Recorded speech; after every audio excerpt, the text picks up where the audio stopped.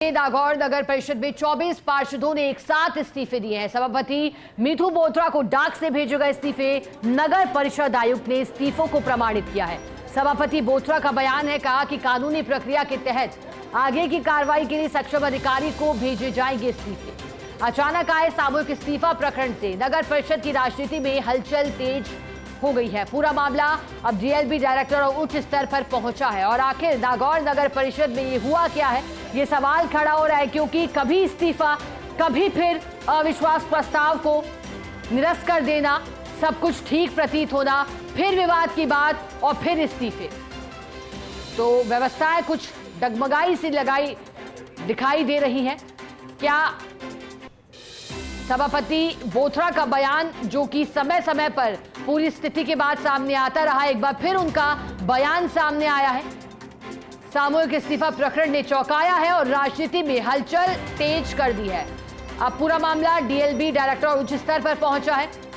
याद होगा, पहले जब उन्होंने अविश्वास प्रस्ताव जब लाया गया था मिथु बोत्रा के खिलाफ, तो उन्होंने कहा था कि साजिश है, षड्यंत्र है, और फिर कहा गया कि सब ठीक हो चुका है।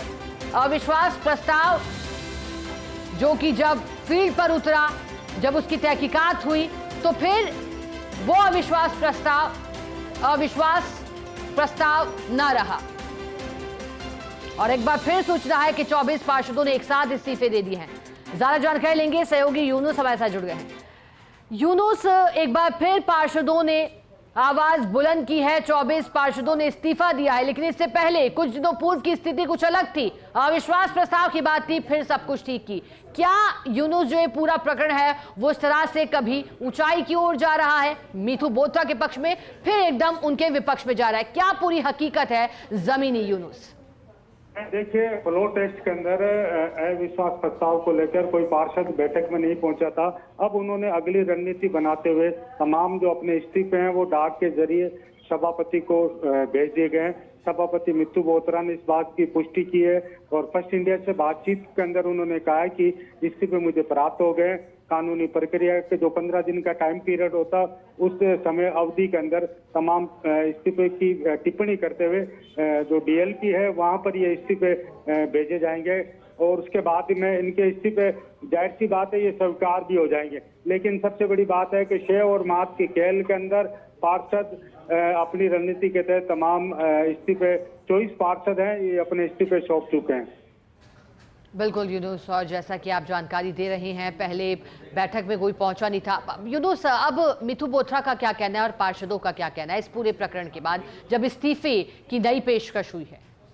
देखिए, पार्षदों का कहना है कि हमने मिथु बोत्रा के जो कार्यकाल के अंदर जो एलिगेशन लगाए गए थे, फ्लो टेस्ट में कोई भी पार्षद उपस्थित नहीं हुआ। जो एलिगेशन जिला कलेक्टर को ज्ञापन सौंपा गया था, उसके मद्देनजर कोई पार्षद पहुंचा नहीं था। लेकिन अब उन्होंने कहना है कि भी हम इस बोर्ड के कार्यकाल में उनके मेंबर नहीं बनेंगे और इस्तीफे हमने सौंप दिए गए। वहीं मिथु बोत्रा का ये कहना है कि उनके इस्तीफे उन्होंने अगर दे दिए तो टिप्पणी के साथ में डीएलपी भेज देंगे और ये इस्तीफे स्वीकार होंगे। लेकिन शय और मात का खेल आगे वाले दिनों में भी देखना मिलेगा कि बोर्ड की संख्या बल कितनी रहती है, क्या और पार्षद भी इस्तीफे देंगे, ये आने वाला समय ही बता पाएगा। लेकिन 24 पार्षदों के एक साथ इस्तीफे नागौर शहर में चर्चा का विषय बन गए हैं और ये इस्तीफे आने वाले वक्त में जरूर मंजूर किए जाएंगे। बिल्कुल, आप ठीक कह रहे हैं यूनुस। और बात के खेल में कौन परास्त होता है, किसकी विजय होती है, ये तो आने वाला समय बताएगा। शुक्रिया आपका यूनुस, खबर पर साथ जुड़ने के लिए, इस जानकारी के लिए।